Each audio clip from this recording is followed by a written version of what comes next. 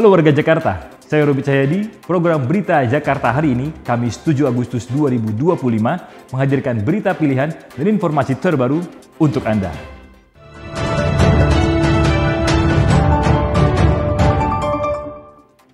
Warga Jakarta, sebelum kita ke berita utama Berita Jakarta hari ini, dari meja redaksi telah kami siapkan 3 berita pilihan dari website beritajakarta.id berikut ini.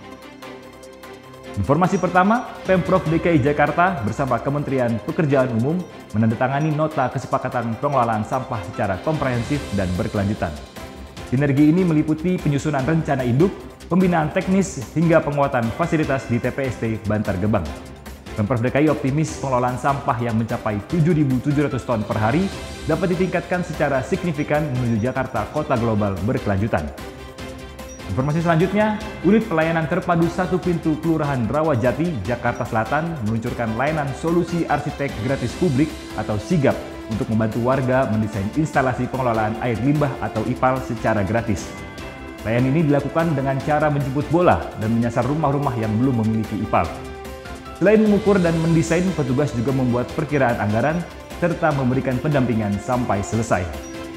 Kemudian ada informasi Sudin Dukcapil Jakarta Selatan menggelar layanan jemput bola Adminduk di SMAN 47 Jakarta, Kebayoran Lama.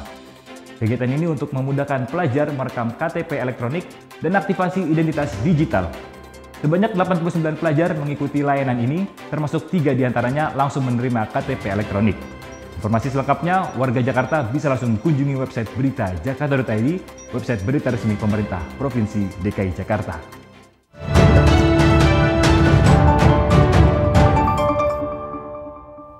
Kita beralih ke berita pertama Berita Jakarta hari ini. Gubernur DKI Jakarta, Pramono Anung mengaku jabatan gubernur merupakan pengalaman paling berkesan selama lebih dari 2 dekade berkiprah di dunia pemerintahan. Gubernur DKI Jakarta Pramono Anung menghadiri peluncuran buku berjudul Panggung Depan Panggung Belakang Pramono Anung Wibowo atau Bangnung, Seuntai Kata dan Rupa di Balai Kota Jakarta.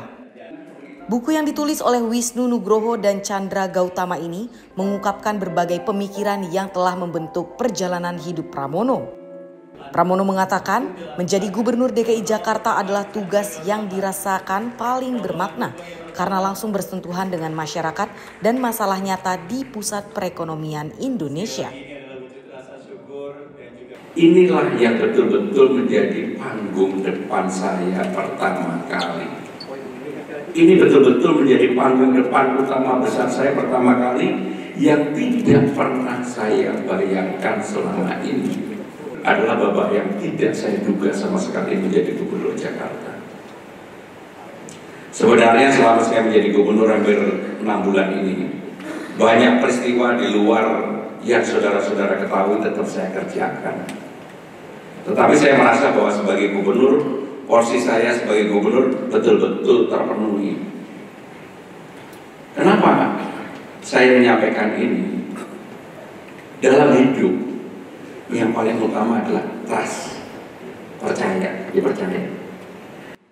Dalam acara ini, Pramono berbagi cerita pribadi dan mengaku pernah ingin pensiun dan menikmati hidup bersama keluarga setelah puluhan tahun mengabdi sebagai anggota DPR hingga Menteri Sekretaris Kabinet.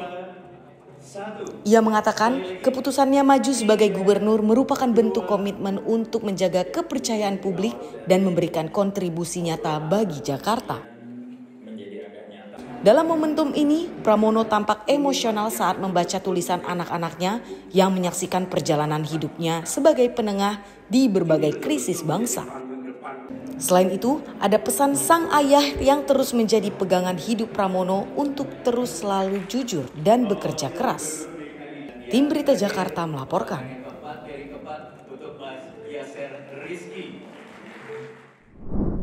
Kita beralih ke berita selanjutnya. Wakil Gubernur DKI Jakarta, Rano Karno meminta para finalis Abang None DKI Jakarta mempersiapkan diri menjadi duta internasional yang siap membawa nama baik Jakarta ke panggung dunia. Sebanyak 36 finalis Abang None yang akan bertarung di tingkat provinsi bertemu dengan Wakil Gubernur DKI Jakarta Rano Karno.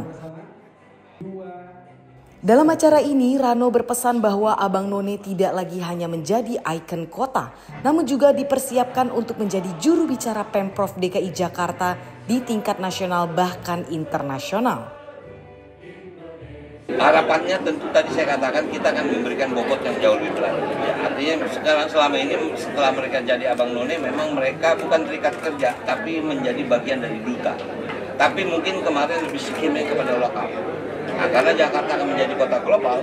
Rano menambahkan ajang Abang None yang telah digelar selama 53 tahun ini tak lagi sekedar ajang seremonial, tapi juga wadah pengembangan diri bagi generasi muda Jakarta untuk lebih siap hadapi tantangan global. 18 pasang finalis ini mendapatkan pembekalan dari juri dan narasumber mulai tanggal 9 hingga 29 Agustus 2025 sehingga siap dalam malam final pemilihan Abang None Jakarta 2025 yang rencananya dilaksanakan pada 4 September mendatang. Tim Berita Jakarta melaporkan.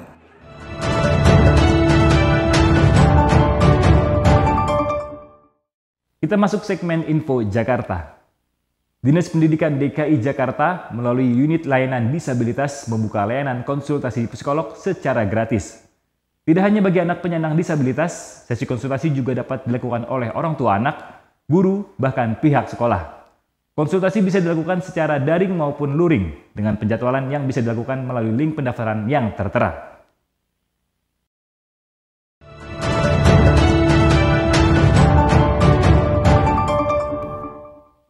Beralih ke informasi cuaca.